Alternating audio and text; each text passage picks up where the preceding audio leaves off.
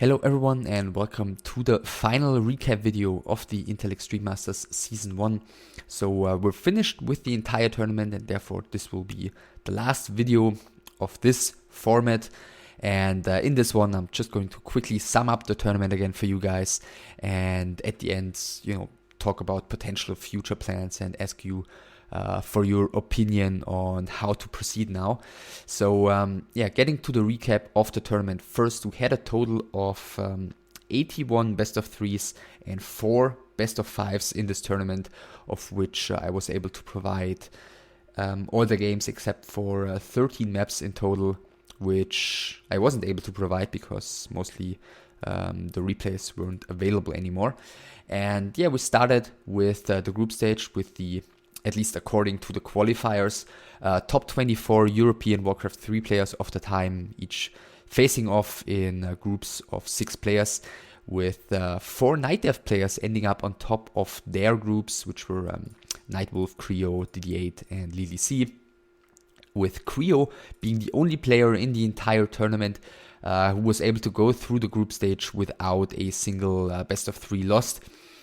I guess, one could argue that Grubby's best of 3, which he lost against DD8 on the first play day, wasn't all too serious, but at least statistically speaking, Creo was the only one who made it through the group stage. Also, Lily C's best of 3, you could argue, didn't matter anymore for him since it was on play day number 5 against Insomnia, when he was already sure to be the first rank of his group. But as I said, at least statistically speaking, Creo, the only player who was completely dominating the group stage. Within the group stage, Spell dropping out due to inactivity, and Naps was forced to drop out by the ESL since he received too many penalty points.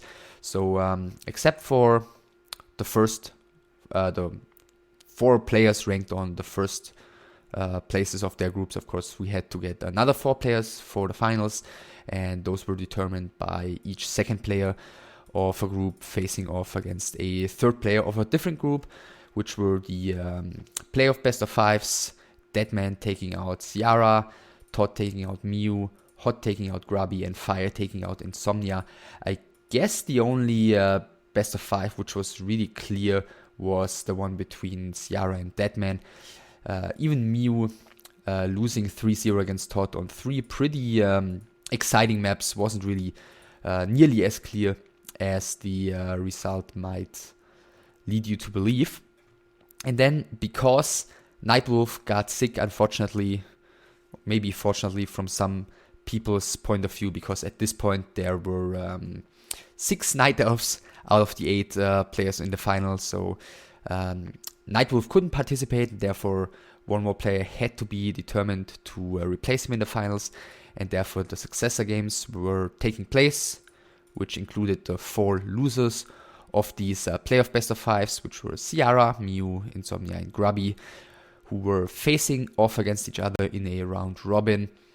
And the winner of that was Grubby, who managed to make it through without losing a best of 3, and therefore he was the last player qualifying for the finals.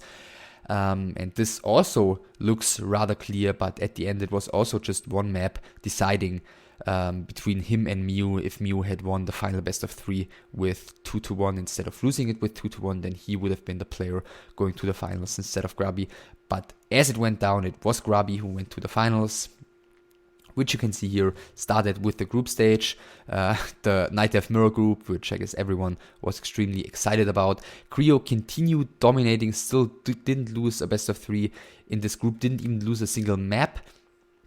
Whereas in Group A, I guess pretty surprisingly, Fire started off by taking down Grubby with 2-1. For those who haven't seen it, I guess the third game definitely worth watching for, I guess, strategic reasons. Definitely a unique game in that sense. And Fire was actually the one making it through Group A on rank 1, Todd on rank 2, Grubby and Lily C dropping out. And in Group B, as I said, Creo on rank 1, Hot on rank 2, Deadman and the, at the time, already rather inactive DD8 didn't make it through the group stage of the finals as well. So we were down to the final 4 players. starting off in the winner bracket semifinals, 2 Night Elf versus human matchups, with the Night Elf with the Night Elves, excuse me, winning both of these. Hot taking down Fire 2-0 and Creo taking down Todd 2-1, especially the game on Echo Isles. Rather interesting with, I think, a level 8 Panda for Creo in the end. And therefore, those two players faced off in the winner bracket finals, Hot against Creo. And Creo lost his first best of 3 in the entire tournament, lost his first 2 maps in the entire finals. And yeah, he was dropping down into the consolation final. Hot moved on to the grand final. In the lower bracket final, Fire against Todd, the 2 losers of the winner bracket semifinals. And Todd managed to win 2-0. I guess Fire, perhaps the surprise of the tournament, taking down Grubby and Todd in the group stage of the finals, playing 2 very close maps against Todd in the lower bracket final, in which I guess on both of them he had the clear advantage, especially on the first one, and Todd managed to come back on both of these. This best of 3 could have definitely gone the other way around as well, but it didn't. Therefore, Fire was out. While we're at it, I think if we want to call Fire the surprise of the tournament, I guess the disappointment of the tournament, in my point of view at least, was Sase, since he was kind of, hit or miss, and in this tournament, definitely a lot more miss than a hit. I mean, he had his stronger performances as well, like, I think rank 2 at BlizzCon Europe, for example, was one of his biggest successes, and yeah, therefore, in this tournament, definitely, in my opinion at least, he was the biggest disappointment. Scrolling down again, we moved on. Todd basically crushing all of the Night Elves in the last 2 matchups of the tournament. He faced off against Creo in the consolation final, making it with a 2-0 into the grand final, adapting nicely on Echo Isles to the Panda strategy of Creo, just going for the quick tower push, which Creo wasn't able to deal with, and therefore he moved on into the grand final against Hot, on which, Hot, he didn't play perfectly, but he got unlucky as well. Close positions on Turtle Rock in 2 best of 3s, and Hot, wasn't able to win a single map there against Todd. Todd in the end taking both the best of 3s, taking 8 maps in a row here once he dropped down into the lower bracket, and therefore he's the one taking the tournament victory here, taking the 15,000 euros. Hot rank 2, Creo rank 3, Fire rank 4, Grubby, Deadman, and Lily C and Diddy8 on ranks 5 to 8. And I guess that's all there is to say about this tournament.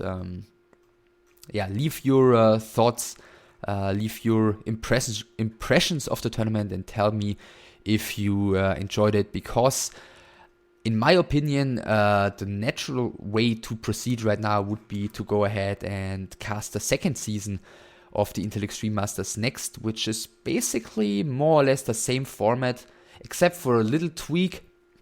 So if I end up doing that, it's gonna be 4 groups with 6 players each again. Of course, the second season took place about a year later, so some of the big names did go inactive during that time, like Insomnia. I guess especially worth mentioning, Creo, after his very successful year 2007, ended up not participating anymore because he went inactive. Deadman, Diddy8, Electac, etc. But of course, the scene evolved and new players did arise in 2007, like Hasuops, for example, Happy, Dovak, so a lot more undeads. Not nearly as Night Elf heavy was the second season. Satini, of course, Hooligan, and so on. And basically, as I said, the tournament, the first tournament stage was the same in the second season. Playoffs were played as best of 5s in the same format again as well. But before the finals, there were 2 more slots given away at the Extreme Masters tournament in Los Angeles, where some of the Europeans took part who didn't make it through the group stages, some Americans and a few Koreans. So the finals were consisting of 10 players instead of 8. and yeah, two of the players from the top two players from the Extreme Masters tournament in Los Angeles were qualifying for those finals as well.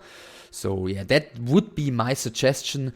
Of course, you know, if you didn't enjoy it as much, since, you know, the games themselves, of course, aren't up to past cast standards, then you can tell me that as well. If you'd rather have me cast some more selected past casts instead of the next tournament, or, you know, if you have any other suggestions, then yeah, just let me know. I guess that's all I have to say here. Yeah, as I said, leave any comments about the tournament itself, about if you'd appreciate another one of these, or if you'd like me to go on in a different direction afterwards. And yeah, as I said, that's basically all I have to say here. As always,